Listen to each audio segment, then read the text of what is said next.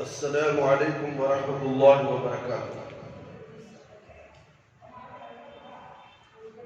أعوذ بالله من الشيطان الرجيم.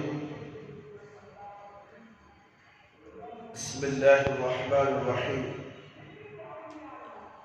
إن الحمد لله نحمده ونستعينه ونستغفره ونعوذ بالله من شرور أنفسنا ومن سيئات أعمالنا.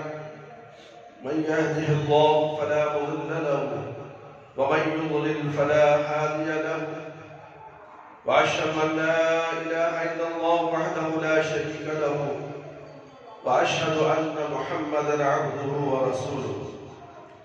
أعوذ بالله السميع العليم من الشيطان الرجيم من همزه ونفخه ونفسه. بسم الله الرحمن الرحيم. يا أيها الذين آمنوا اتقوا الله حق تقاته ولا تموتن إلا وأنتم مسلمون. يا أيها الناس اتقوا ربكم الذي خلقكم من نفس واحدة وخلق منها زوجها وبث منهما رجالا كثيرا ونساء، واتقوا الله الذي تساءلون به والأرحام إن الله كان عليكم رقيبا. يا أيها الذين آمنوا اتقوا الله وقولوا قولا سديدا يصلح لكم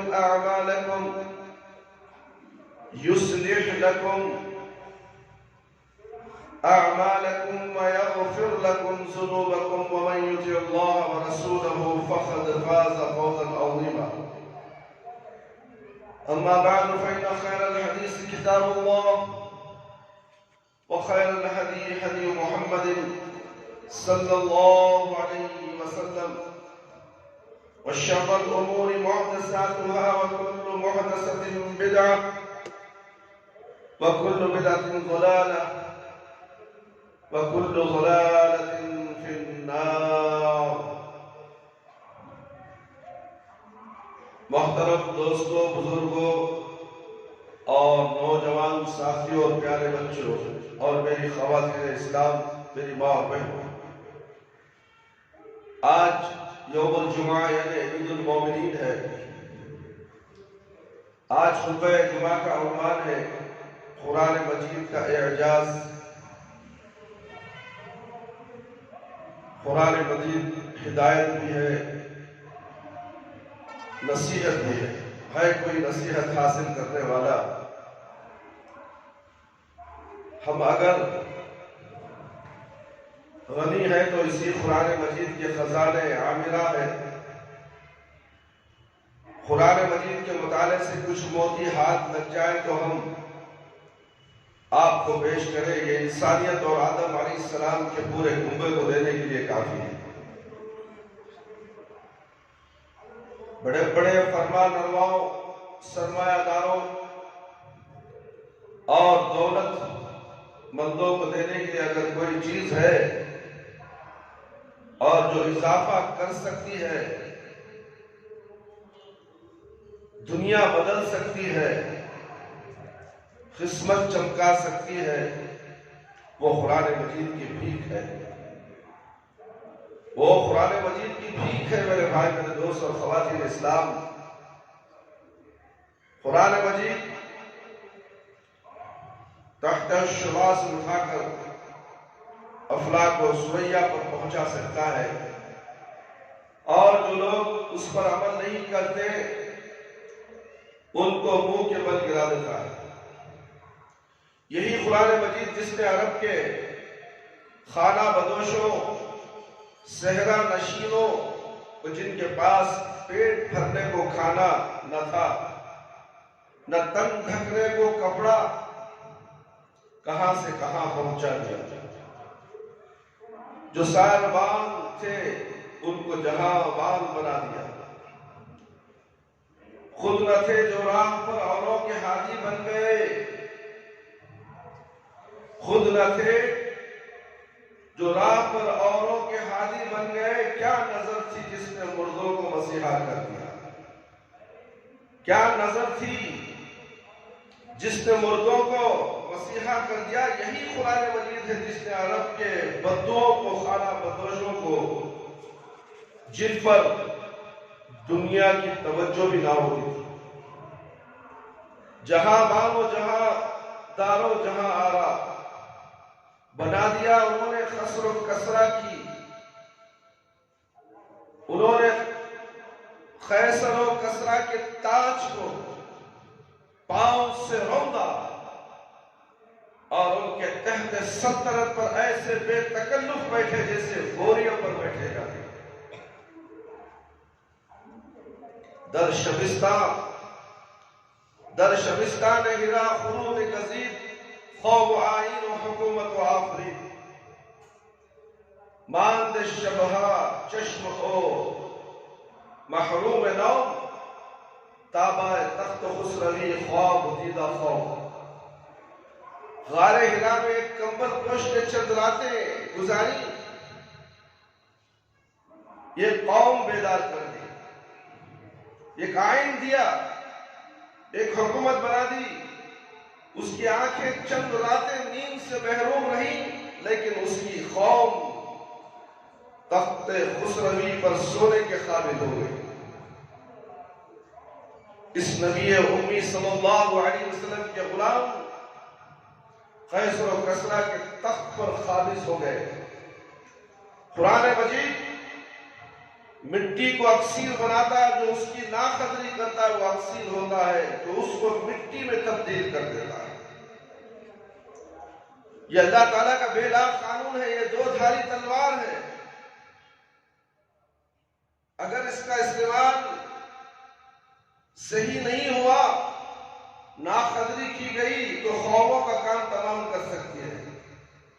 اللہ کا قانون بے لاغ ہوتا ہے، اور ہر غیور قانون کسی حد تک بے لاغ ہوتا ہے۔ ہر باعزت شخص کی بات کی لاج ہوتی ہے، احترام ہوتا ہے۔ حکومت کا قانون جب نافذ ہو جاتا ہے تو اس کا احترام لازمی ہو جاتا ہے۔ اللہ رب العالمین فرماتے ہیں، اللہ یجتبی الیہ من یشاء یہدی الیہ من ینیب۔ اللہ جسے چاہتا ہے اپنا کر لیتا ہے، اللہ جسے چاہتا ہے اپنا کر لیتا ہے، اور وہ ان کو ہدایت دیتا ہے جو اس کی طرف رجوع کرتے ہیں۔ سورہ شعراء آیت نمبر 13۔ اس آیت میں دو چیزیں بیان ہوئی ہیں میرے بھائی میرے دوست، یہ مقام اجتباء اور دوسرا ہدایت۔ ہدایت کے اللہ تعالیٰ نے صاف صاف کہہ دیا، اللہ یجتبی من رسولہ من یشاء۔ سارا معاملہ اللہ کے ہاتھ میں، سارا معاملہ اللہ رب العالمین کے ہاتھ میں ہے۔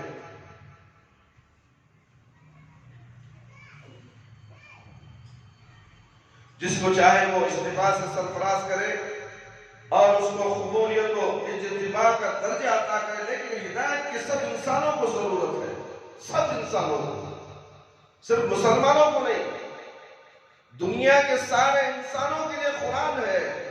جب سارے دنیا کے انسانوں کے لیے قرآن ہے تو ہدایت بھی سارے انسانوں کے لیے ہوگی، مگر رجوع ہوئے تو نا۔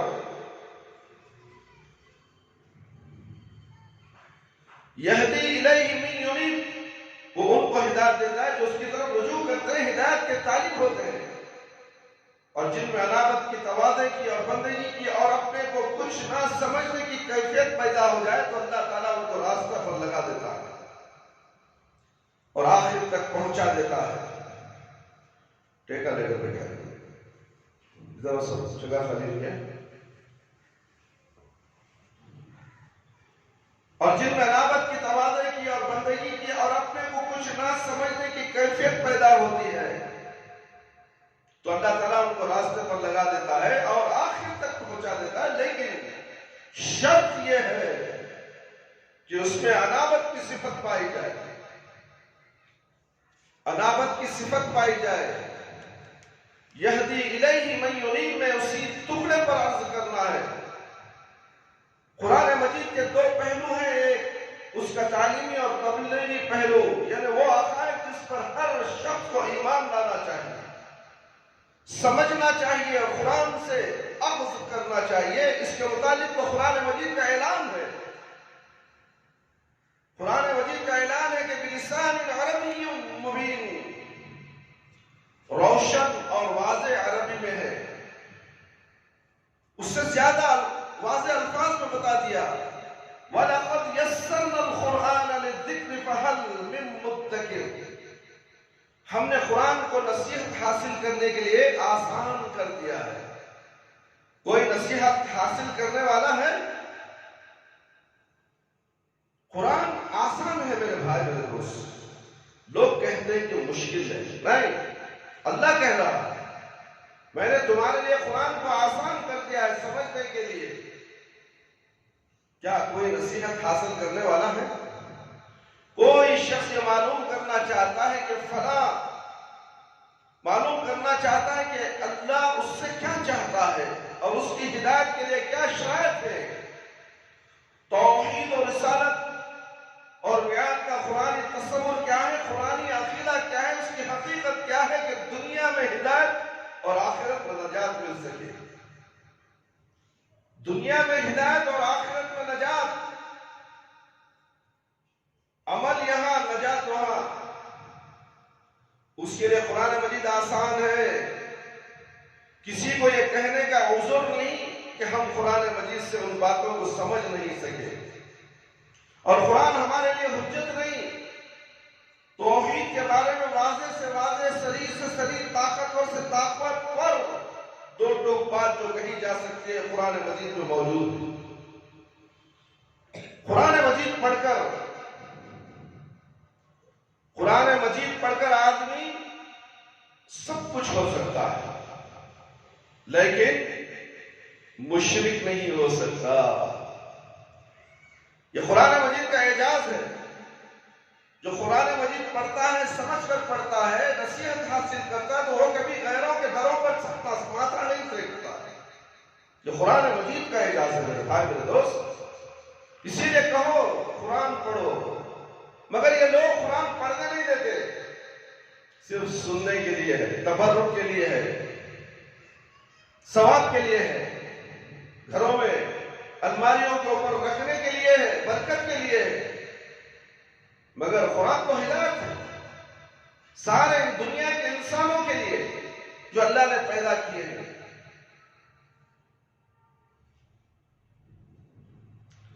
میں یہ اعلان اعلان کہتا ہوں، جو ٹھوکریں کھا سکتا ہے، بے عمل ہو سکتا ہے، وہ فسق کی راہ اختیار کر سکتا ہے، لیکن جہاں تک توحید اور شرک کا تعلق ہے تو قرآن مجید بالکل سورج کی طرح روشن، اور سورج کیا چیز ہے، اس میں کسی قسم کے اشتباہ کی گنجائش نہیں۔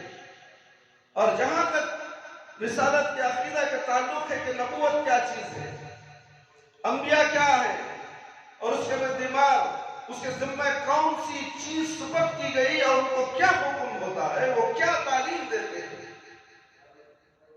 ان کی سیرت کیسی ہوتی ہے، ان کی زندگی کیسی پاک بازانہ اور بلند ہوتی ہے، قرآن مجید میں صاف طور سے بیان کر دیا گیا ہے۔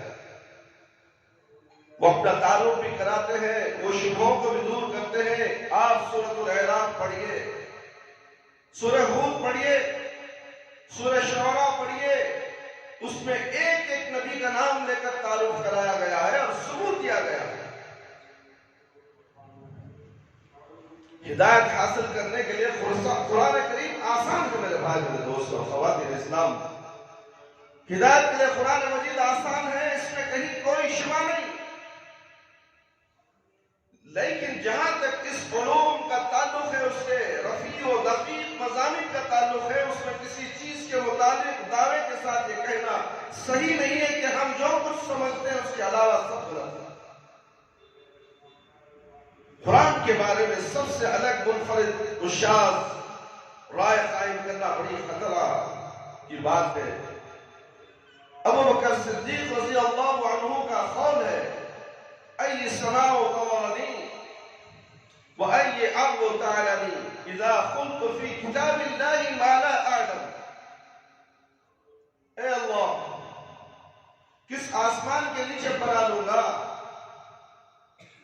اور کس زمین پر چلوں گا، اگر میں کتاب اللہ کی آیت کے متعلق کوئی ایسی بات کہہ دوں جس کی کوئی بنیاد اور کوئی تحقیق نہیں، اور قرآن کے بارے میں صحابہ کرام رضی اللہ عنہ کہ یہ عام رویہ تھا، عمر رضی اللہ عنہ خود کسی لفظ کے بارے میں فرماتے ہیں کہ اس کے کیا معنی ہیں، اور پھر خود ہی کہہ دیتے ہیں کہ یا عمر تیری ماں تجھ پر روئے، اگر تجھے اس ایک لفظ کے معنی نہیں معلوم تو کیا غضب ہوا۔ صحابہ اکرام رضی اللہ عنہم کا انداز فکر بتاتا ہے کہ پورے قرآن پر حاوی ہونے کو وہ نہ تو ممکن سمجھتے تھے اور نہ ضروری۔ میری یہ جرت معاف کیجئے، وہ یہ کہ قرآن کی جو اصل روح، اصل مدعا اور اصل مقصد ہے وہ حاصل ہونا چاہیے، اس کے ساتھ معاملہ ہونا چاہیے۔ اور ادب و خشوع کا ہمیں بہت سی چیزوں کی حقیقت معلوم ہونے کے باوجود ان سے پورا فائدہ پہنچا ہے۔ اگر کسی شخص کو قرآن مجید کے حقائق و مطالب معلوم نہیں، یہاں تک کہ پورے الفاظ کے معنی بھی معلوم نہیں، لیکن اس کے دل میں اللہ کا خوف ہے، اللہ کا خوف اس کے دل میں ہوتا ہے، میرے بھائی میرے دوست، خشیت ہے۔ قرآن کے تعلق سے اللہ کا خوف اس کے دل میں ہونا چاہیے۔ یہ قرآن ایک بہترین کتاب، ہدایت کا راستہ، نور ہمارے ہاتھ میں اللہ نے دیا ہے، مگر ہمیں اس سے پس پش ڈال دیے۔ ہم قرآن کی قدر نہیں کرتے۔ بڑے بڑے لوگوں نے قرآن کو پڑھنے سے روک رکھا ہے۔ بھولے بھالے مسلمان جو علم حاصل نہیں کیے، ان کو قرآن معلوم نہیں، اسی لیے بھٹک رہے ہیں دنیا کے اندر۔ جب قرآن پڑھا جاتا ہے تو یہ حالت ہوتی ہے جو اللہ تعالیٰ نے فرمائی۔ اللہ فرماتا ہے قرآن پڑھنے والے کی حالت، لو انزلنا هذا القرآن على جبل رأيته خاشعا متصدعا من خشية الله، اس کا حال یہ ہے کہ رونگٹے کھڑے ہو جاتے ہیں۔ جب قرآن کوئی پڑھتا ہے تو جسم میں رونگٹے کھڑے ہو جاتے ہیں اور لرز جاتا ہے، اس کا روان لرز جاتا ہے، کہتا ہے کہ اللہ کا کلام ہے، یہ میرے رب کا کلام ہے، تو ہو سکتا ہے کہ وہ ہدایت کے آخری مدارج تک پہنچ جائے اور اس کو قرب بالقرآن حاصل ہو۔ حدیث میں آتا ہے کہ جو لوگ ایسے پیدا ہوں گے، قرآن مجید پڑھیں گے، بہت تکلیف سے پڑھیں گے، بیزارگی سے پڑھیں گے، توجہ سے نہیں پڑھیں گے، ادب و احترام سے نہیں پڑھیں گے، ایک معمولی کتاب سمجھ کر پڑھیں گے، جیسے دنیا کی بہت سی کتابیں ہوتی ہیں، تاریخ کی کتابیں، سائنس کی کتابیں، نہ جانے کیا کیا دنیا کی کتابیں، اس طرح سے معمولی سا پڑھ کے رکھ کے چلے جائیں، سمجھ نہیں۔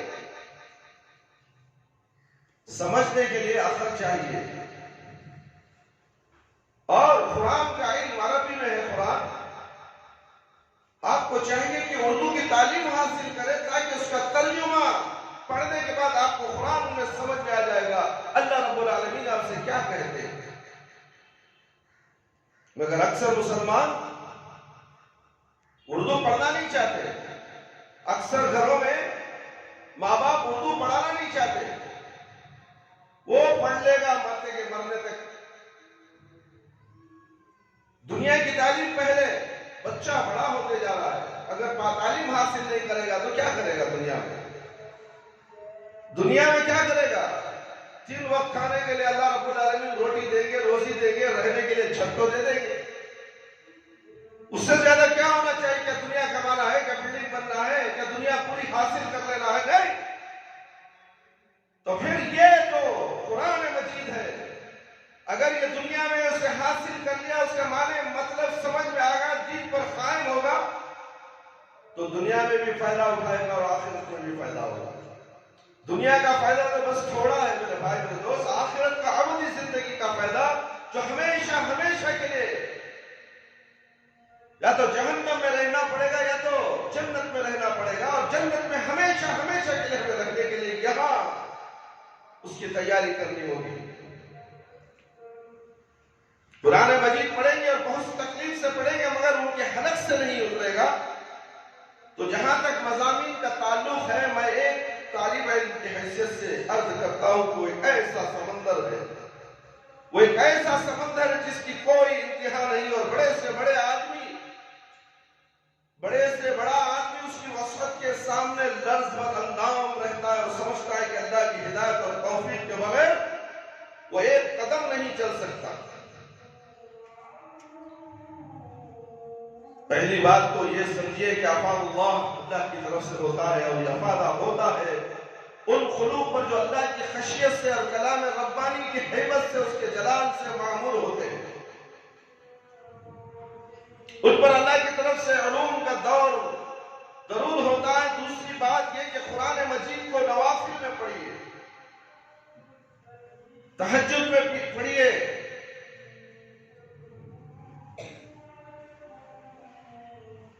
اور یہ تصور کر کے جیسے قلب پر اسی وقت نزول ہو رہا ہے۔ قرآن پڑھتے ہوئے تصور کیجئے کہ ابھی میرے دل پر اتر رہا ہے قرآن، اور اس کا لطف لے اور اس میں گم ہو جانے کی کوشش کرے۔ قرآن مجید دماغی زور اور آزمائی کی چیز نہیں کہ اپنا پسندیدہ مطلب قرآن مجید سے زور آزمائی کر کے نکالا جائے۔ تیسری بات یہ کہ دوران مطالعہ جو مطلب و معانی سمجھ میں آئے تو یہ کہے کہ میری ناقص سمجھ میں یہ بات آئی ہے۔ ایسا سمجھ میں آتا ہے، اور یہ دعویٰ ہرگز نہ کرے کہ آج تک قرآن کو کسی نے سمجھا نہیں، میں نے ہی سمجھا ہے۔ یہ بالکل صحیح نہیں ہے میرے بھائی میرے دوست اور میری خواتین اسلام۔ اور میں نے بارہا کہا کہ اگر قرآن مجید اپنے کو 1300 برس میں نہیں سمجھ سکا تو یہ قرآن مجید پر بہت بڑا الزام ہے، یہ قرآن مجید پر بہت بڑا الزام ہے۔ وہ کہتا ہے لسان عربی مبین انا انزلنا قرآنا عربیا لعلکم تعقلون۔ اور آپ کہتے ہیں کہ 1000 برس تک، 1200 برس تک قرآن مجید کے فلاں لفظ کی حقیقت آج تک کسی نے سمجھی نہیں۔ جے چیر والے پولیس افسر بڑھو سے اس کا مطلب یہ ہے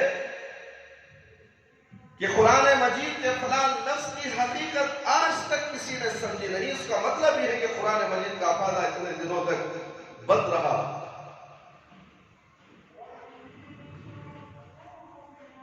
اہل علم اپنی کسی تحقیق کو یہ کہہ کر پیش کرتے ہیں کہ ہمیں مطالعے کا جتنا موقع ملا اس کے نتیجے میں ہمارا خیال ہے کہ میں اس نتیجے پر پہنچا ہوں، لیکن یہ طریقہ کہ کوئی شخص اپنے نتائج فکر کو 100% صحیح ثابت کرنے پر اصرار کرے، اس کے علاوہ جو کچھ ہے سب کو غلط قرار دے، صحیح نہیں ہے۔ قرآن مجید کے سلسلے میں آتا ہے اس کا نیا پن، تازگی پرانی نہیں ہوگی، اس کے عجائب کی کوئی انتہا نہیں۔ تو اگر آپ کو عمر نوح علیہ السلام بھی ملے اور وہ قرآن مجید کے تدبر میں صرف ہو تو وہ ہر روز نئے نئے معانی کھلیں گے۔ قرآن تم جتنا پڑھو گے نیا نیا ہی دیکھے گا، پرانا نہیں، بیزاری ظاہر نہیں ہوگی۔ تم دنیا کی پوری کتابیں اٹھا لو، کھنگال ڈالو، پڑھو، تھوڑی دیر کے بعد التاحت پیدا ہو جائے گی۔ مگر قرآن کریم ایک ایسی کتاب ہے جتنا تم پڑھو گے اور پڑھنے کے لیے جی چاہے گا۔ سمجھدار کے لیے تو اتنی باتیں اس کے اندر معلوم ہونے والی ہیں کہ ہر بات ہر وقت نہیں ہی دیکھے گی اس کے لیے۔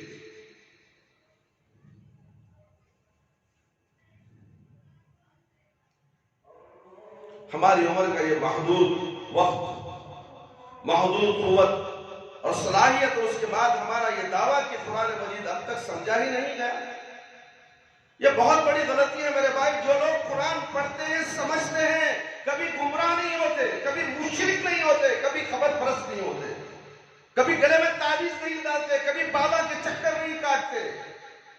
دربار کس کا دربار؟ صرف رب العالمین کا دربار ہے۔ مردوں کا دربار،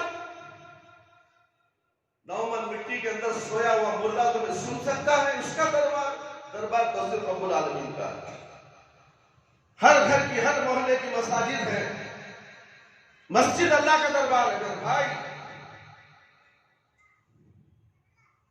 قرآن پڑھو تو صحیح، قرآن سے چڑ ہے تمہیں، باباؤں سے، مرشدوں سے، پیروں سے محبت، قرآن سے نفرت، نتیجہ کیا ہو رہا ہے تمہارا؟ جہنم کی طرف جا رہے ہو تم، چلتے چلتے تم جہنم کی طرف چلے جا رہے ہو، تمہیں روکنے والا کوئی نہیں۔ اگر تم قرآن پڑھتے تو تمہیں قرآن روک دیتا۔ ٹہر جائے میرے بندے، یہ تو کر رہا تو غلط ہے، یہ جہنم کے راستے میں تو جا رہا ہے۔ قرآن پڑھ تو صحیح، مانے مطلب تو سمجھ تو صحیح۔ یہ رب العالمین کا قرآن ہے، کلام ہے، کسی کے بابا کا، کسی کے پیر کا، مرشد کا نہیں۔ قرآن کو پڑھو میرے بھائی۔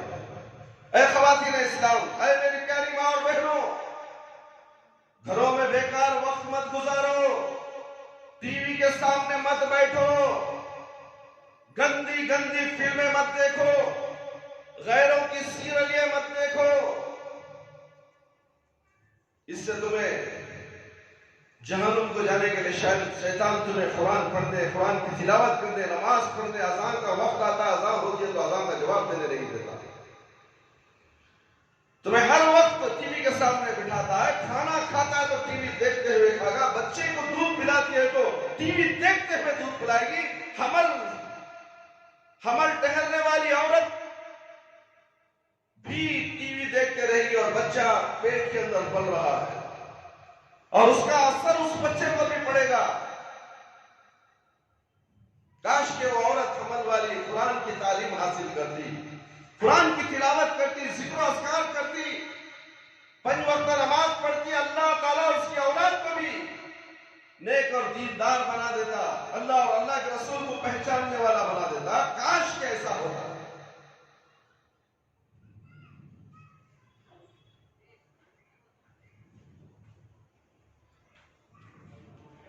آخری بات، قرآن کی باتیں بہت ہیں میرے بھائی میرے دوست، قرآن مجید کو اپنی کتاب سمجھا جائے۔ یہ کتاب ہدایت ہے، یہ کتاب عملی ہے، کتاب آسمانی ہے، لیکن میری ذاتی کتاب بھی ہے، میرا ذاتی ہدایت نامہ بھی ہے، اور میری ذاتی کمزوریاں بیان کی گئی ہیں۔ اس میں میری ذاتی کمزوریاں بیان کی گئی، یہ تصور کرے، تمہاری کمزوریاں قرآن میں بیان کی گئی ہے۔ تم پڑھو تو صحیح، تمہارے اندر کتنی خرابیاں ہیں، کتنی کوتاہیاں ہیں،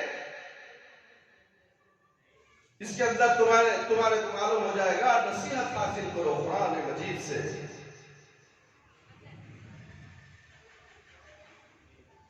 میرے ذاتی امراض کی نشاندہی کی ہے، میرے اندر جو بیماریاں ہیں وہ بیماری کی نشاندہی بھی قرآن پہ کی گئی ہے۔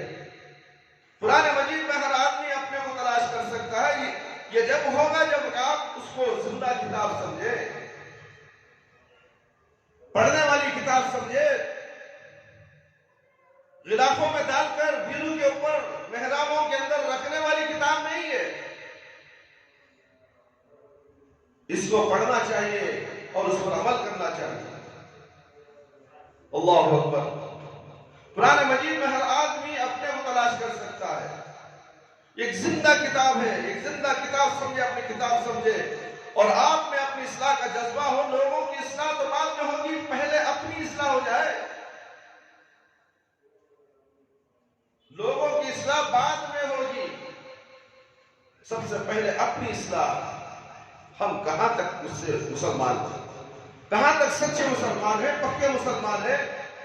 کیا ہماری مسلمانی اللہ قبول کر رہا ہے یا نہیں؟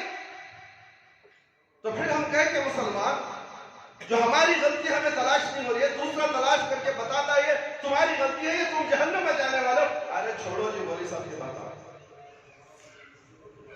مولوی صاحب کی بات آئے، نہیں، مولوی صاحب کی بات نہیں، اللہ رب العالمین کی بات ہے، مولوی صاحب بتا رہی تمہیں۔ اور تم مولوی صاحب کی بات سمجھ کر نظر انداز کرتے ہو، پسے پش ڈالتے ہو، اللہ تمہیں پسے پش ڈال دے گا۔ دنیا میں تڑپ تڑپ کر مرو گے، تنگ رہو گے، سود کھاؤ گے، سنگا میں پیسہ لو گے، چٹیوں کے پیسے لو گے، اللہ حرام کا پیسہ تمہارے پاس اتنا جمع ہو جائے گا کہ کھاؤ گے تو حرام کھاؤ گے۔ حرام کھانے والا جسم، حرام کھانے والا گوشت، خون کیا کامیاب ہو سکتا ہے؟ نہیں میرے بھائی، نہیں ہو سکتا۔ قرآن سے آپ کو محبت نہیں، قرآن سے آپ کو چڑ، سب کتابوں سے محبت، قرآن سے محبت نہیں، کیسے مسلمان ہو؟ انبیاء کا طریقہ یہ ہے کہ پہلے میری ہدایت ہو جائے، پھر میں دوسروں سے کچھ کہوں۔ پہلے خود سدھر جاؤ، پھر دوسروں کو نصیحت کرو۔ انبیاء کا طریقہ یہ ہے کہ پہلے میری ہدایت ہو جائے، پھر میں دوسروں سے کچھ کہوں۔ ہم میں سے بہت سے لوگ قرآن مجید کو اس لیے پڑھتے ہیں کہ یہ حجت بنے، دوسروں کو شرمندہ کیا جائے، دوسروں پر حجت قائم کی جائے۔ حالانکہ صحابہ اکرام رضی اللہ عنہ قرآن پڑھتے تھے اپنی اصلاح کے لیے۔ ایک آیت پڑھی، اس پر عمل کرنا شروع کیا، سورہ بقرہ ختم ہونے میں مہینوں لگ جاتے تھے۔ آج بچے کو مجھے قرآن ختم کر دیا، 3 دن میں قرآن ختم کر دیا۔ کیا سمجھا؟ قرآن نے مٹی سمجھا، 3 دن میں قرآن ختم۔ سال میں میرا قرآن ختم ہوگا حضرت، امتحان لیو، قرآن پڑھنے سے آ رہا۔ ایسے بھی پڑھانے والے بہت ہیں جو غلط سنت قرآن بچے کو پڑھا دیتے ہیں، نہ تجوید، نہ زبر زیر کا فرق، نہ تلفظ صحیح، قرآن کے معنی مطلب بدل جاتے ہیں، مگر یہ دائی ماں، نانی ماں، اماں جان، بھابھی جان، نہ جانے کون سی جانے ہیں۔ اللہ اکبر، افسوس ہوتا ہے۔ آسان سمجھتے ہیں گھر کے بازو باجی پڑھا رہی ہیں۔ ارے باجی کو علم ہے، اس کی تحقیق ہوئی، کیا ان کا تلفظ صحیح ہے، قرآن صحیح پڑھا رہی ہے تو الحمدللہ پڑھیے، جائزہ لیجیے آپ۔ جب پورا قرآن ختم کرتا ہے کسی نے بچے کا قرآن سنا تو افسوس ہوتا ہے کہ یہ بچہ غلط پڑھ رہا ہے، اور یہ غلط پڑھ رہا ہے، گناہ میں شمار ہو رہا ہے، اس باجی کو بھی گناہ ملے گا۔ یہ چند باتیں جو ایک طالب علم کی حیثیت سے میرے ذہن میں تھی، اور سب میں نے آپ کے سامنے رکھ دی، یہدی الیہ من ینیب، کہ میدان میں جہاں تک ہم کوشش کر سکتے ہیں کریں۔ اللہ جس کو چاہے مقام استفاء تک پہنچائے، ہم اس کو مکلف نہیں ہیں۔ ہم سیکھنا چاہیں، ہدایت حاصل کرنا چاہیں، ہم بننا چاہیں اور اپنی زندگی میں انقلاب لانا چاہیں تو قرآن مجید موجود ہے جو ہماری رہنمائی کرے گا، منزل مقصود پر بھی پہنچائے گا۔ ہم میں ہدایت کی طرف اپنی احتیاج کا احساس اور اپنے بے ذاتی کا اعتراف ہونا چاہیے۔ اس کے مجموعے کا نام انابت ہے۔ قرآن ساری دنیا کے لیے ہدایت ہے، میرے بھائی میرے دوست۔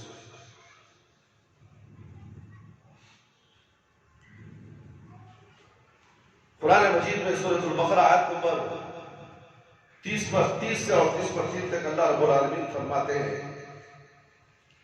وَإِذْ قَالَ رَبُّكَ لِلْمَلَائِكَةِ إِنِّي جَاعِلٌ فِي الْأَرْضِ خَلِيفَةً قَالُوا أَتَجْعَلُ فِيهَا مَن يُفْسِدُ فِيهَا وَيَسْفِكُ الدِّمَاءَ وَنَحْنُ نُسَبِّحُ بِحَمْدِكَ وَنُقَدِّسُ لَكَ قَالَ إِنِّي أَعْلَمُ مَا لَا تَعْلَمُونَ وَعَلَّمَ آدَمَ الْأَسْمَاءَ كُلَّهَا ثُمَّ عَرَضَهُمْ عَلَى الْمَلَائِكَةِ فَقَالَ أَنبِئُونِي بِأَسْمَاءِ هَؤُلَاءِ إِن كُنتُمْ صَادِقِينَ قَالُوا سُبْحَانَكَ لَا عِلْمَ لَنَا إِلَّا مَا عَلَّمْتَنَا إِنَّكَ أَنْتَ الْعَلِيمُ الْحَكِيمُ قَالَ يَا آدَمُ أَنبِئْهُم بِأَسْمَائِهِمْ فلما أنبأهم بأسمائهم قال ألم أقل لكم إني أعلم غيب السماوات والأرض وأعلم ما تبدون وما كنتم تكتمون۔ اللہ رب العالمین فرما رہے ہیں اور جب ایسا ہوا تھا کہ تمہارے پروردگار نے فرشتوں سے کہا میں زمین میں ایک خلیفہ بنانے والا ہوں، اور فرشتے نے عرض کیا کہ ایسی ہستی کو خلیفہ بنایا جا رہا ہے جو زمین میں خرابی پھیلائے گی، خون ریزی کرے گی، فلا حالانکہ ہم تیری حمد و ثنا کرتے ہوئے تیری پاکی اور قدوسی کا اقرار کرتے ہیں، تیری مشیت برائی سے پاک اور تیرا کام نقصان سے منزہ ہے۔ اللہ نے کہا میری نظر جس حقیقت پر ہے تم اس کی خبر نہیں۔ پھر جب ایسا ہوا کہ مشیت الہی نے جو کچھ چاہا ظہور میں آ گیا، اور آدم علیہ السلام نے یہاں تک معنوی ترقی کی کہ تعلیم الہی سے تمام چیزوں کے نام معلوم کر دیے، تو اللہ تعالیٰ نے فرشتوں کے سامنے وہ تمام حقائق پیش کر دیے اور فرمایا اگر تم اپنے شبہ میں درستی پر ہو تو بتاؤ ان حقائق کے نام کیا؟ فرشتوں نے عرض کیا اللہ ساری پاکیاں اور بڑائیاں تیرے ہی لیے ہیں، ہم تو اتنا جانتے ہیں تو جتنا تو نے ہمیں سکھلا دیا ہے، علم تیرا علم ہے اور حکمت تیری حکمت ہے۔ جب فرشتوں نے اس طرح اپنے عجز کا اعتراف کر لیا تو حکم الہی ہوا اے آدم علیہ السلام تم اب فرشتوں کو ان کے حقائق کے نام بتا دو۔ جب آدم علیہ السلام نے بتا دیا تو اللہ تعالیٰ نے فرمایا کیا میں نے تم سے نہیں کہا تھا کہ آسمان و زمین کے غیب پر مجھ پر روشن ہے، اور جو کچھ تم ظاہر کرتے ہو وہ بھی میرے علم میں ہے، جو کچھ تم چھپاتے ہو وہ بھی مجھ سے مخفی نہیں ہے۔ ہم آپ سے قرآن مجید کے اس مکالمے کو پڑھتے ہیں جس کا قرآن مجید نے تذکرہ کیا ہے، جو اللہ اس کے فرشتوں کے درمیان ہوا جب اللہ نے یہ فیصلہ کیا کہ نسل انسانی کے معاوض سے اعلیٰ آدم کو اس دنیا میں اپنا خلیفہ نائب بنائے گا اور اس کائنات عرض کا چارج دے گا، اس کو صحیح رخ پر لگانے، کائنات کی مختلف طاقتوں متحد و منظم کرنے، اس کائنات کو بامقصد اور اس زندگی کو بامعنی بنانے کے لیے انسانوں کا اللہ سے رشتہ جوڑنے اور انسانوں کے درمیان اخوت و تعاون رشتہ استوار کرنے، اللہ کی نعمتوں سے اس کے احکام و تعلیمات کے مطابق فائدہ اٹھانے کے لیے اللہ تبارک و تعالیٰ کا فیصلہ ہوا کہ اس لیے کہ اے انسان ایسے انسان کو پیدا کرے جو اقبال کے لفظ میں خاکی و نوری نہاد بندہ مولا صفات۔ تو فرشتوں نے عرض کیا نحن نسبح بحمدک و نقدس لک، ہم تیری حمد و ثنا کرتے ہیں، تیری پاکی اور قدوسی کا اقرار کرتے ہیں کہ آپ کے خادم و غلام اس کام کے لیے موزوں نہ تھے، ہم تو آپ کی تسبیح اور تقدیس میں ہر وقت لگے رہتے ہیں۔ اللہ تبارک و تعالیٰ نے فرمایا کہ ابھی تم کو معلوم ہو جائے گا کہ جس جگہ کے انتخاب کے لیے اس ہستی کا انتخاب کر رہا ہوں وہ کتنا برمحل اور حق بجانب ہوگا۔ چنانچہ آدم علیہ السلام اور فرشتوں کا امتحان لیا گیا۔ آدم علیہ السلام کی فطرت میں ان ناموں کے سیکھنے اور جن کے نام ہیں ان سے آشنا ہونے، ان کی صلاحیت اور طاقتوں سے واقف ہونے اور ان سے فائدہ اٹھا سکتی صلاحیت اور ان کی فطرت میں ان کی ضرورت کا احساس پیدا کیا گیا، ان کے اندر یہ طاقت وضعیت کی گئی کہ ان کا رشتہ اس مادی کائنات کی چیزوں سے بآسانی قائم ہو سکے، وہ ان سے کام لے سکے۔ آدم علیہ السلام کو تعلیم اسماء ہوئی، ثم عرضهم على الملائکۃ، پھر وہ چیزیں ان کو پیش کی گئی اور انہوں نے صحیح جواب دیے، ملائکہ کے سامنے لایا گیا تو انہوں نے اپنی شان کے مطابق اس کا اعتراف کیا کہ ان کا علم اللہ کی تعلیم کے اندر محدود ہے اور ان کے صرف اپنے فرائض منصبی کا علم ہے۔ قالوا سبحانک لا علم لنا الا ما علمتنا انک انت العلیم الحکیم۔ تو اللہ تبارک و تعالیٰ یہ ثابت کر دیا کہ اللہ تبارک و تعالیٰ کی طرف سے نائب بن کر اس کائنات سے فائدہ اٹھانے کے لیے جس بالکل صحیح ہے۔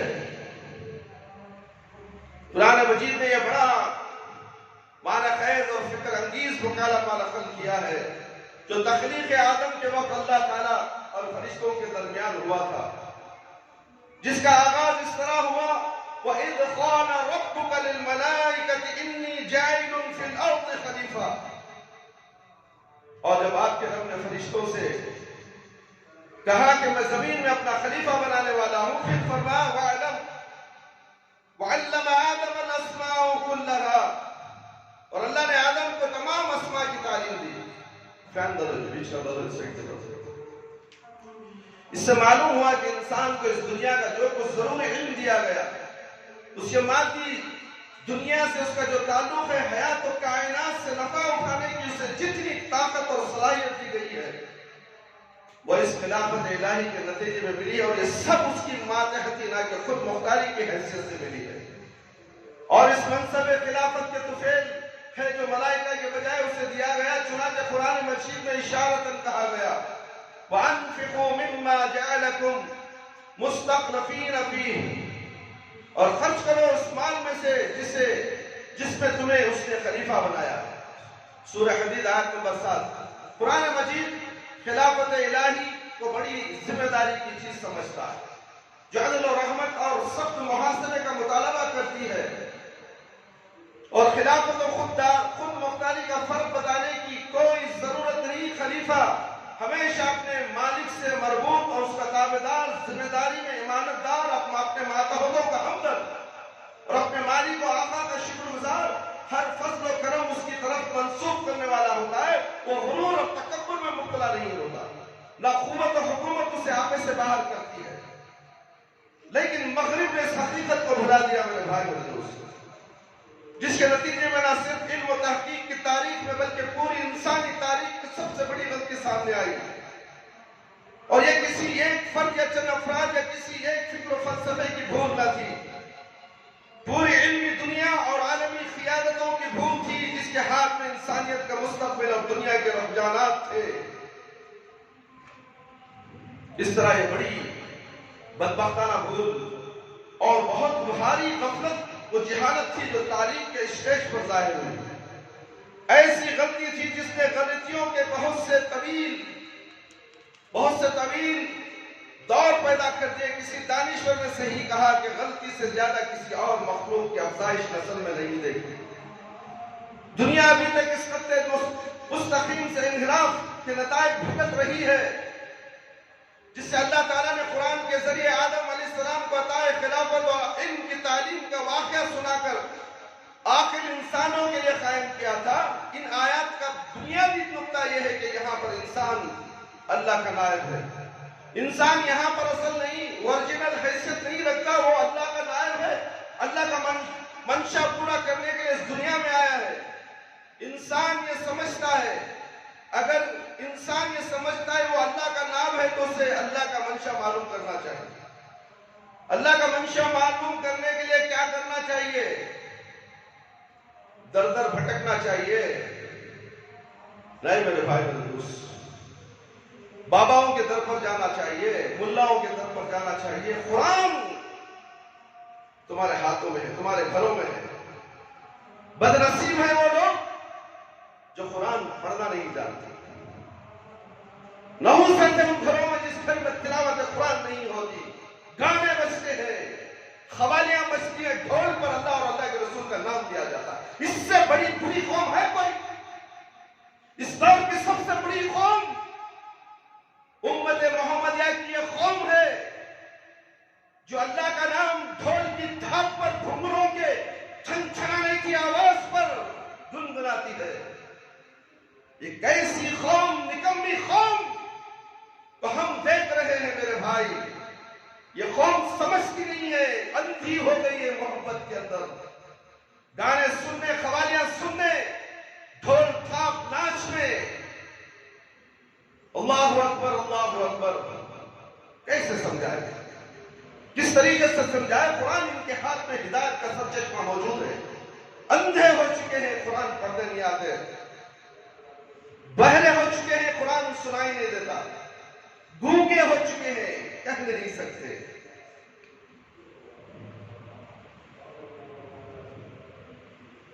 جو پیغمبروں کے ذریعے پیغمبروں کے لائے ہوئے صحیفوں کے ذریعے معلوم ہوتا ہے، اس کو اپنے اندر ان صفات کا پر تو پیدا کرنا چاہیے۔ وہ الہی رب العالمین ہے، سارے جہانوں کا پروردگار ہے، رحیم و کریم، نہایت رحم و عزت والا ہے، عادل و حلیم، منصف اور بردبار ہے، رحمان و رحیم، بے حد مہربان، نہایت رحم کرنے والا ہے۔ اس لیے اللہ کے دیے ہوئے علم کو اس کی ربوبیت عامہ، رحمانیت عامہ اور عدل کامل کے مطابق استعمال کرے۔ اگر اس علم کا استعمال نفسانی شیاطینی اغراض کے لیے کیا گیا تو یہ خلافت الہی کے مقصد و منصب کے ساتھ غداری ہے، اور اپنے مورث اعلیٰ آدم علیہ السلام کے ساتھ بے وفائی اور ناخلفی ہوگی۔ میرے بھائی، میرے دوست، قرآن کو سمجھو، قرآن کو پڑھو، قرآن سیکھو، دوسروں کو سکھاؤ۔ قرآن کیا کہتا ہے؟ ایک لفظ میں آپ نے جان لیا قرآن کے بارے میں، ترجمے کے ساتھ آپ اپنے بھائی کو، اپنے رشتہ داروں میں، اپنے دوستوں میں اس کی تعلیم دو۔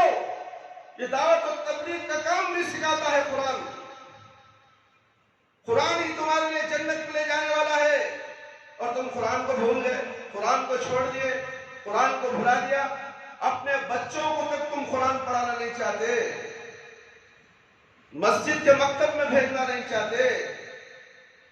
5 وقت مسجد میں آئے گا، قرآن پڑھے گا، علم حاصل کرے گا اور جنتی بن جائے گا، اور آپ کے لیے صدقہ جاریہ بھی بنے گا۔ مگر فکر کسے ہے؟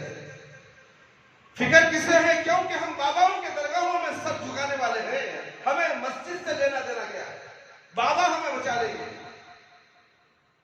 کیا بابا نے بچانے کا ٹھیکہ لیا ہے؟ قرآن میں اس کا ذکر ہے کہ اللہ کے نبی صلی اللہ علیہ وسلم نے کہا کہ باباؤں کے درباروں میں جاؤ، اپنا ماتھا ٹیکو، تم ان کے ساتھ آ جاؤ، میں تمہیں معاف کر دوں گا اور جنت کو بھیج دوں گا۔ دکھاؤ تو صحیح میرے بھائی، دکھاؤ، ہم بھی عمل کرنا شروع کر دیں گے۔ دکھاؤ تو صحیح، تم یہ بات نہیں دکھا سکتے، قیامت کی صبح تک نہیں دکھا سکتے، تمہاری ہڈیاں چور چور ہو جائیں گی، تم جہنم کے گڑھے میں گر جاؤ گے، مگر جو تم کرتے ہو وہ قرآن سے ثابت نہیں ہے۔ جو تمہارے باپ دادا کرتے تھے وہ قرآن سے ثابت نہیں ہے۔ تم پھر کیوں باپ دادا کو لے کر تم اپنی زندگی برباد کرتے ہو؟ باپ دادا مر گئے، ان کا معاملہ اللہ کے پاس ہے، تم نہیں جانتے خبر کی چھڑتی کیا ہے۔ جس نے دنیا میں صحیح عمل کیا، قرآن اور حدیث پر عمل کیا، توحید پر زندہ رہا، توحید پر عمل کیا اور خاتمہ بالخیر ہوا، اس کا معاملہ اچھا ہوگا۔ اس کے لیے بھی ہم مغفرت کی دعا نہیں کرتے، اس لیے کہ ہم نہیں جانتے کہ وہ مغفرت شدہ ہے یا نہیں، جو مرحوم ہے یا نہیں۔ مرحوم کا لفظ بہت سے لوگ لکھ دیتے ہیں مرنے کے بعد، فلانا نام لکھ کر مرحوم، کیسے معلوم ہوا وہ مرحوم ہے؟ رحم کر دیا گیا، مرحوم کے معنی رحم کر دیا گیا، تمہیں معلوم ہو گیا۔ ابھی بہت سے منازل طے کرنا ہے، میدان حشر میں حساب و کتاب ہے۔ یہ ایک دن 50,000 سال کا ہے میدان حشر کا، تم نے مرحوم لکھ دیا، مغفرت لکھ دیا، مغفور لکھ دیا، نہ جانے کیا کیا تم اپنے دل میں ایسے لکھتے ہو مردوں کے لیے۔ دعا کرو تو ایسی دعا کرو، اے اللہ میرا باپ مر گیا، میری ماں مر گئی، میرے رشتہ دار مر گئے، اللہ کے اگر قابل رحم ہے تو اللہ ان کو مغفرت کرے، اگر یہ رحم کے مستحق ہے تو میں رحم کی بھیک مانگتا ہوں کہ اللہ ان کی مغفرت کرے۔ دعا کا طریقہ یہ ہونا چاہیے، اور تم یہیں سے سرٹیفکیٹ لکھ کے دیتے ہو کہ مرحوم مغفور۔ افسوس، سب افسوس ہے میرے بھائی و دوست، ایسا نہیں چلے گا۔ وقالوا الحمد لله الذي هدانا لهذا وما كنا لنهتدي لولا أن هدانا الله لقد جاءت رسل ربنا بالحق۔ سورہ اعراف آیت نمبر 40-35۔ قرآن مجید فرماتا ہے کہ جنت تک پہنچنے والے خوش نصیبوں نے کتنی سچی بات کہی کہ الحمدللہ الذی ہدانا لہذا، سب شکر اللہ کا ہے جس نے ہم کو یہاں جنت تک پہنچا دیا. اللہ اکبر. شکر کرو تو صحیح اللہ کا. غیروں کے در پہ اپنا ماتھا ٹیک کر سمجھتے ہو کہ میں نے شکر ادا کر دیا, یہ بابا کا دامن پکڑ لوں گا اور جنت کو چلے جاؤں گا. بابا کے باپ کی جاگیر. جنت اللہ نے بنائی ہے, جہنم اللہ نے بنائی ہے, اور اس میں اللہ کے حکم سے جانا پڑے گا. اور تم کہتے ہو کہ فلانے کا دامن. دامن کہاں ہے بھائی؟ کون سا دامن؟ کس کا دامن؟ سب ننگے دھڑنگے میدان حشر میں کھڑے ہوں گے, کوئی کسی کی طرف نہیں دیکھنے والا. باپ بیٹے کو نہیں دیکھا, بیٹا باپ کو نہیں دیکھے گا, شوہر بیوی کو نہیں, بیوی شوہر کو نہیں. اگر دیکھو تو مجھے نیکی مانگ لے. تم یہاں بیوی بچوں کے لیے اپنی جان صرف کرتے ہو, اپنا مال صرف کرتے ہو. صرف کرو, اس نے منع کیا ہے, مگر تعلیم کے ساتھ. قرآن اور حدیث کی تعلیم دو اپنے بچے کو, تربیت سکھاؤ, قرآن اور حدیث کا علم سکھاؤ. پھر دنیا کی بڑی بڑی کتابیں پڑھاؤ, انجینئر بناؤ, ڈاکٹر بناؤ, سائنسدان بناؤ, چاند کو جانا کیا سورج کو بھی جانے والا بنا دو. مگر قرآن اور حدیث کے علم کے بعد کیا معلوم دنیا کا علم حاصل کرتے کرتے اس کی موت آ جائے. یہ بغیر علم کے اس دنیا سے چلا جائے گا اور جہنم میں پہنچ جائے گا. میرے بھائی میرے دوست, اس میں انہوں نے ایک بڑی حقیقت بیان کی. وما كنا لنهتدي لولا ان هدانا الله. ہم اپنی اللہ الہی ذات ذہانت اور ذکاوت, کسی علمی مہارت اور ذاتی تلاش اور جستجو سے اس مقام تک نہیں پہنچ سکتے تھے اگر اللہ کی رحمت اور رہبری ہماری یادگیری نہ کرتی, اللہ ہمیں رہنمائی نہیں پہنچتا تو آج اتنی دور تک سفر جو جنت کا سفر ہے کانٹوں کے سیج میں چلنا پڑے. چاروں طرف سے کانٹے ہیں میرے بھائی, اسی لیے اہل حدیث کانٹوں کے سیج پہ چل کر جنت میں جاتا ہے. اسی لیے لوگ کہتے ہیں کہ اہل حدیث سے ملاقات مت کرو, بات مت کرو, بحث مت کرو, گمراہ ہو جاؤ گے. کیسے گمراہ ہو جاؤ گے؟ اہل حدیث قرآن سمجھاتا ہے, اہل حدیث پیارے نبی صلی اللہ علیہ وسلم کی باتیں سمجھاتا ہے. کسی ملا مولوی کی پیروی کرنا نہیں بتاتا, کسی بابا کی تعلیم نہیں, کسی پیر و مرشد کی تعلیم نہیں. یہ سب کچھ بھی نہیں ہے تو قرآن. دوسرا دستور حیات ہمارے لیے احادیث نبویہ صلی اللہ علیہ وسلم. اگر تم اس پر رہو گے, اس پر عمل کرنے کے لیے متقی پرہیزگار بننا ضروری ہے. یہی کانٹوں کی سیج ہے میرے بھائی, یہ کانٹوں کی سیج. پیر رکھتے ہی کانٹا چکا, میں یہاں سے نہیں جا سکتا. تکلیف آ گئی, اللہ تعالیٰ آزماتا ہے, پریشانیوں میں مبتلا کر دیتا ہے, خوف و ہراس میں مبتلا کرتا ہے. مالدار سے کنگال بن جاتا ہے انسان, دیکھتا ہے میرا بندہ کیا کرے گا. انا للہ و انا الیہ راجعون کے سوا بہترین کلمہ کیا ہو سکتا ہے جو اس کی زبان سے نکلے. اللہ کے امتحان میں وہ پاس ہو جاتا ہے میرے بھائی میرے دوست. پھر اللہ تعالیٰ اسے آغاز میں رکھتے ہیں, اسے نوازتے ہیں, پھر دولت مند بناتے ہیں, دنیا اور آخرت اس کی سنور جاتی ہے.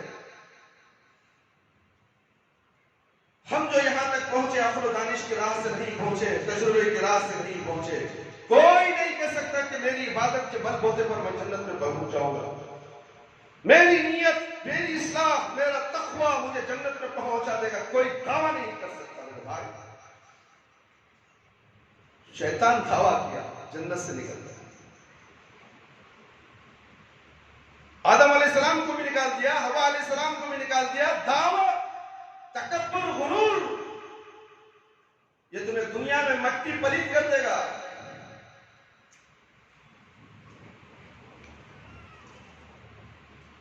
اشراقیت نفس کشی اور زیادت و مجاہدے کی راہ سے نہیں پہنچے, فلسفہ اور حکمت کی راہ سے بھی نہیں پہنچے. پہلے تو انہوں نے اجمالاً کہا وما كنا لنهتدي لولا ان هدانا الله. ہماری رسائی یہاں تک نہ تھی اگر اللہ ہمیں یہاں تک نہ پہنچا دیتا.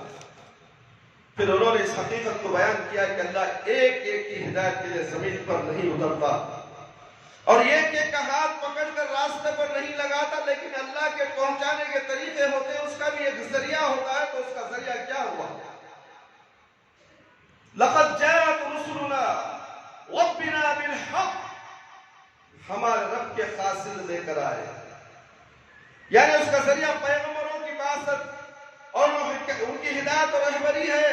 وہی دنیا میں اللہ کا پیغام، ہدایت، نجات کا سامان اور منزل مقصود کا نشان لے کر آتے ہیں، اور وہی گم کردہ انسانیت اور بھٹکے ہوئے افراد بنی آدم کو راہ پر لگاتے ہیں، منزل مقصود پر پہنچاتے ہیں۔ جان سکون یہ ہے کہ اللہ کے ایک چیز سبیل حق لے کر نہ آتے تو ہم یوں ہی بھٹکتے رہتے، اور جنت کی بجائے ہمارا کوئی دوسرا مقام ہوتا، یعنی جہنم کا۔ تو یہ کبھی نہیں بولنا چاہیے کہ جس چیز نے ہم کو اس قابل بنایا وہ چیز دانشوروں، فلسفیوں اور سیاستدانوں اور تجربہ کاروں سے اخذ کی ہوئی نہیں ہے، پیغمبروں سے اخذ کی ہوئی ہے، اور اس کا کوئی ذریعہ نبوت اور رسالت اس کے حاملین انبیاء اکرام کے علاوہ نہیں ہو سکتا۔ میرے بھائی، میرے دوست اور خواتین اسلام،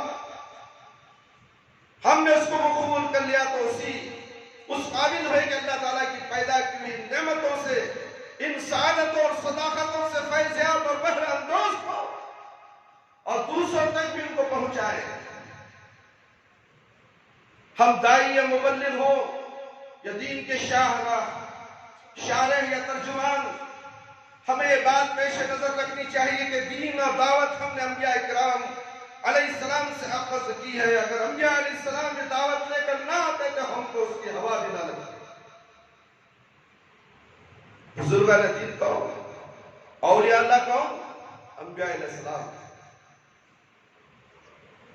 انبیاء علیہ السلام ہے میرے بھائی، صحابہ اکرام ہے اولیاء اللہ۔ جس نے اللہ نے اولیاء اللہ بنائے وہی اولیاء اللہ، جسے دنیا نے اولیاء اللہ بنا کر چن کر ان کی عبادت کرتے ہوئے اولیاء اللہ نہیں، اولیاء الشیطان ہے۔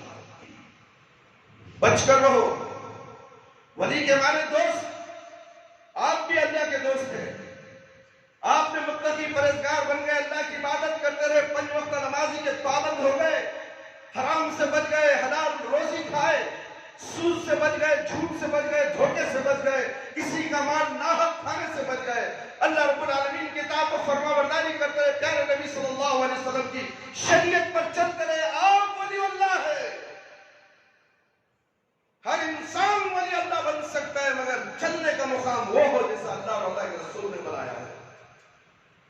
اللہ اور اللہ کے رسول نے جو حکم دیا ہے اس پر چلو تو صحیح، پھر دیکھو تمہیں اولیاء اللہ کیسے بنتے ہیں، تمہاری روح تمہارے جسم کے اندر کتنی سکون میسر آتی ہے کوئی ایسا کرنے والا؟ مسجد میں تو حرارت پیدا ہو جاتی ہے بیان سننے کے بعد، نہیں میں ایسا کروں گا، ایسا ہو جاؤں گا، ایسا بنوں گا، جیسے بھی السلام علیکم ورحمت اللہ، فوراً دجال ہاتھ میں آ جاتا ہے۔ سلام جیسے ہی کرے، عام آدمی کی نہ بات نہیں، مہذب انسانوں کی بات کہہ رہا ہوں، علماء کی بات کہہ رہا ہوں، جیسے ہی سلام پھرے دجال کو اٹھائے گا، اس پر انگلیاں کرے گا، پھر اٹھے گا، کان پہ لگائے گا، چپل پہنے گا، مسجد سے باہر ہو جائے گا۔ یہ متقی ہو سکتا ہے۔ سلام پھرنے کے بعد ذکر و اذکار ہے میرے بھائی میرے دوست، سلام پھرنے کے بعد ذکر و اذکار اللہ کے نبی صلی اللہ علیہ وسلم سے ثابت ہے، بخاری اور مسلم کی احادیث موجود ہے، تم اندھے ہو، بہرے ہو، دنیا سے محبت رکھنے والے، سلام پھرنے کے بعد مسجد سے بھاگ جاتے ہو، جب تک تم بیٹھے ہوگے نماز کی حالت میں رہو گے، اور نماز کا ثواب تمہیں ملتا رہے گا۔ تمہیں نمازی بننا نہیں چاہتے، شیطان کے پیروکار بننا چاہتے، شیطان باہر سے آواز ہوتا ہے، چل کب تک بیٹھے گا مسجد میں، نکل باہر، اور تم شیطان کے غلام بن جاتے۔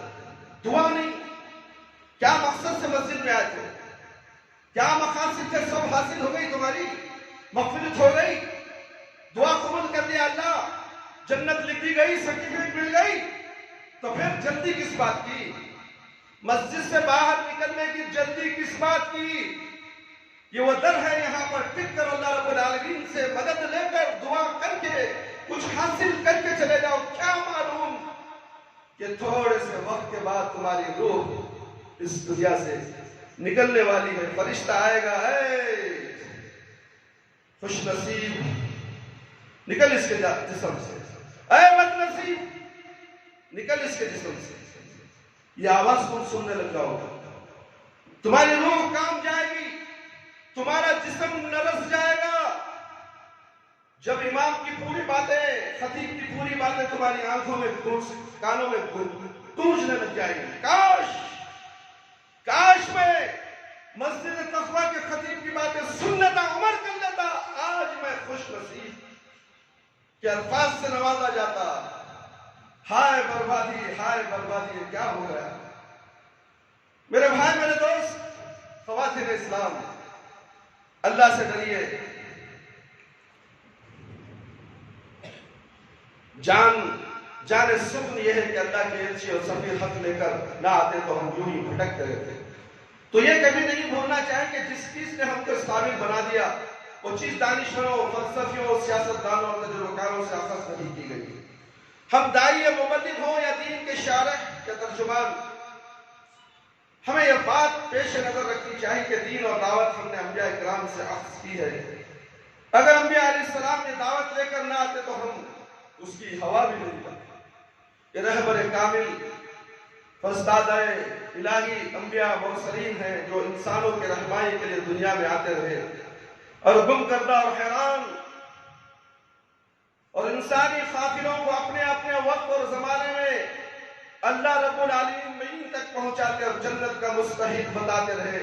تنہا نہیں، تنہا انہی کے ذریعے صحیح معرفت الہی، مقصد تخلیق کا علم اور زندگی گزارنے کا صحیح راستہ مل سکتا ہے، کیونکہ اللہ تعالیٰ کی صحیح معرفت کا یہی واحد راستہ ہے جو نہایت ضلالت و سوء فہم و غلطی تعبیر سے محفوظ ہے۔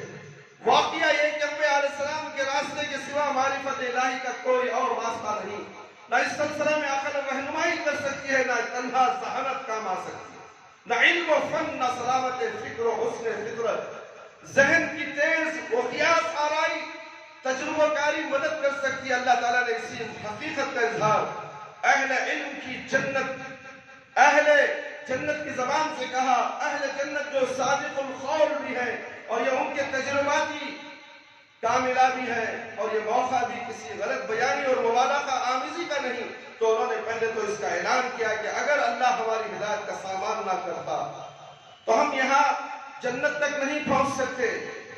اسی لیے ہدایت کی دعا اللہ رب العالمین سے مانگو، توفیق کی دعا اللہ رب العالمین سے مانگو، اللہ سے رجوع ہونے کی کوشش شروع کر دو ابھی سے۔ آپ کسی کو کہتے ہیں نماز کو بلایا جائے تو کہتے ہیں کہ آپ میرے لیے دعا کیجیے۔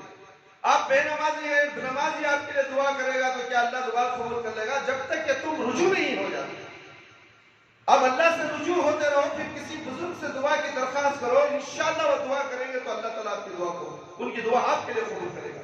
مگر آپ رجوع ہونا نہیں چاہتے، ہزاروں بار آپ کے کانوں میں حی علی الصلاۃ، حی علی الفلاح، الصلاۃ خیر من النوم کی آواز گونجتی ہے، آپ پھنس سے مس نہیں ہوتے، بستروں کو لات مارتے نہیں، کاروبار چھوڑتے نہیں، بازاروں میں گھومنا چھوڑتے نہیں، چائے کی ہوٹلوں میں بیٹھنا چھوڑتے نہیں، پھر ہدایت کیسے ملے گی؟ توفیق کیسے ملے گی؟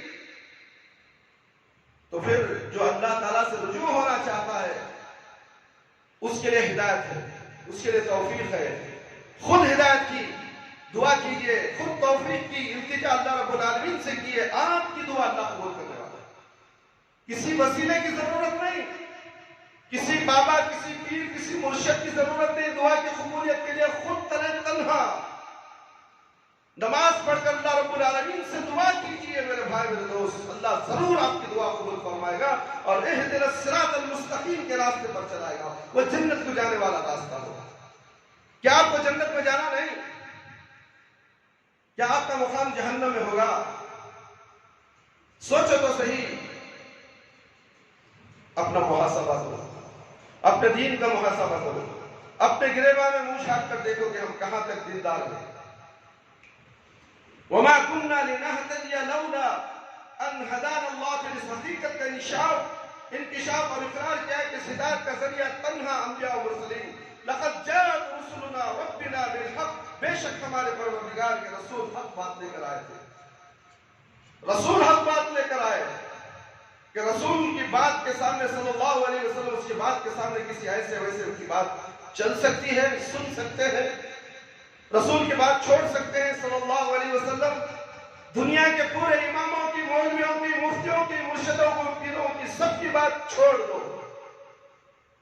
کائنات کے امام میرے اور آپ کے پیارے نبی صلی اللہ علیہ وسلم کی بات کو رد کرو گے تو جہنم میں چلے جاؤ گے۔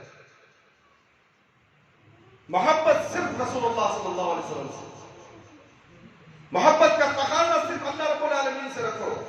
اس سے معلوم ہوتا ہے کہ انبیاء اکرام علیہ السلام کی بعثت کی وجہ سے ان کے لیے ممکن ہو سکا وہ اللہ کی صحیح معرفت حاصل کرے، ان کی مرضی اور اس کے احکام معلوم کرے، ان پر عمل پیرا ہو، اس کے نتیجے میں جنت میں داخلہ ہوا۔ اللہ تعالیٰ نے قرآن کی ایک عظیم الشان سورۃ الصافات، جس میں مشرکین کی گمراہی، ان کی بد اعتقادی اور اللہ کی طرف ان امور کی نسبت کی تردید کی گئی ہے جو ذات باری تعالیٰ کے شایع نشان نہیں ہے، کو ان الفاظ پر ختم کیا جاتا ہے۔ سبحان ربک رب العزت عما یصفون وسلام علی المرسلین والحمد للہ رب العالمین۔ یہ جو کچھ بیان کرتے ہیں تمہارا پروردگار جو صاحب عزت ہے اس سے پاک ہے، اور پیغمبروں پر سلام ہو، اور سب طرح کی تعریف اللہ رب العالمین کو سزاوار ہے۔ سورہ صافات آیت نمبر 180 اور 80 پر دو 180 پر دو۔ میرے بھائی قرآن پڑھو تو صحیح، قرآن کیوں نہیں پڑھتے آپ؟ اپنے بچے کو پڑھاؤ، بچہ تمہیں پڑھا دے گا، شرم کی کیا بات ہے؟ بچہ پڑھ کر ماں کو پڑھا دے گا، باپ کو پڑھا دے گا، مگر قرآن پڑھنا ضروری ہے میرے بھائی۔ میں نے ہندی پڑھ لی، ہندی کا قرآن، اردو کا قرآن، کنڑا کا قرآن، تیلگو کا قرآن، یعنی دنیا کی پوری زبانوں کا قرآن پڑھ لیا، مگر قرآن عربی میں تو ہے اسے پڑھنا سکا۔ بد نصیب ہے یہ شخص، کیا صورت لے کر خبر میں جائے گا، کیا صورت لے کر میدان حشر میں کھڑے گا؟ مجھے قرآن پڑھنا نہیں آتا۔ مسلمان بھی ہے، قرآن بھی نہ پڑھے، اللہ اکبر! یہ کیسے ہو سکتا ہے میرے بھائی میرے دوست؟ اس لیے آج سے فیصلہ کرو، اپنے بچوں کو مسجد تقویٰ تعلیم القرآن میں داخلہ دلاؤ، خود بھی داخلہ حاصل کرو۔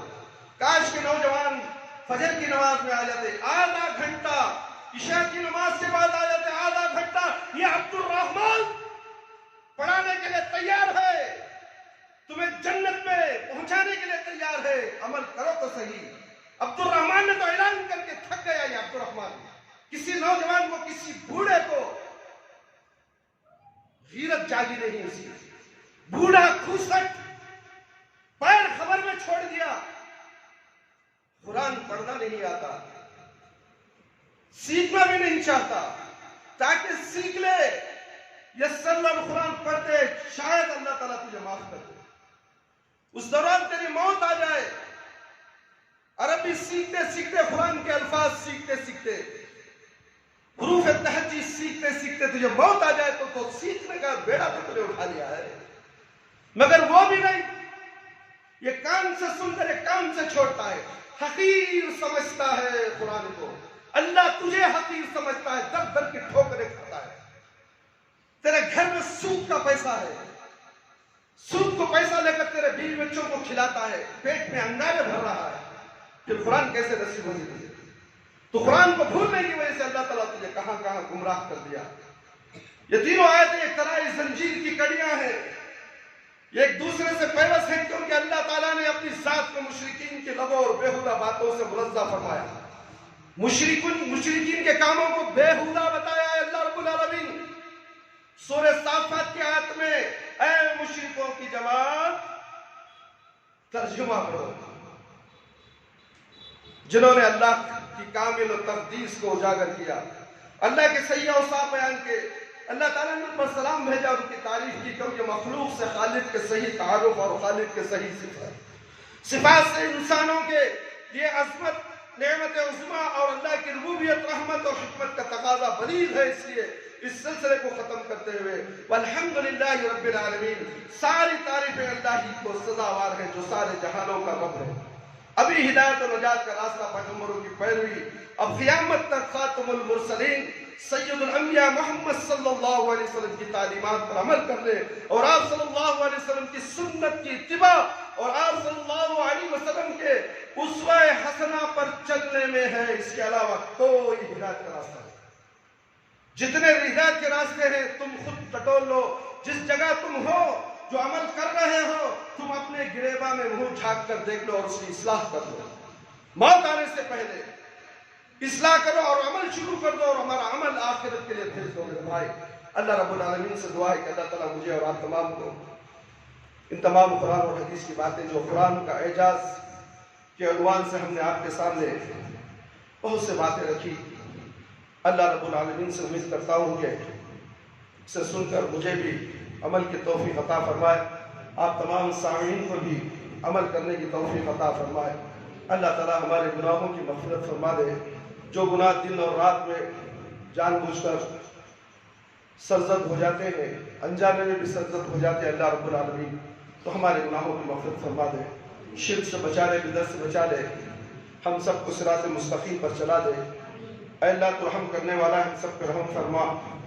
یا رب العالمین ہمارے والدین، ہمارے رشتہ دار جو اس دنیا سے جا چکے ہیں، اللہ اگر وہ قابل رحم قابل مغفرت ہیں تو اللہ ان کی مغفرت فرما دے. اے اللہ جو لوگ روزی روٹی کے لیے پریشان حال ہیں، اے اللہ ان کی روزیوں کے لیے حلال روزیاں، حلال خزانے رب العالمین ان کے لیے کھول دے.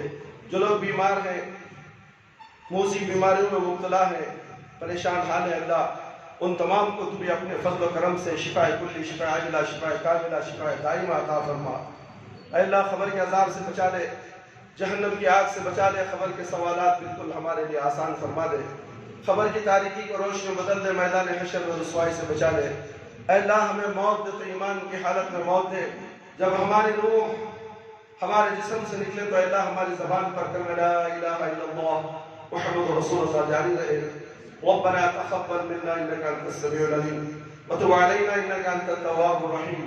سبحان ربك رب العزة عما يصفون وسلام على المرسلين والحمد لله رب العالمين.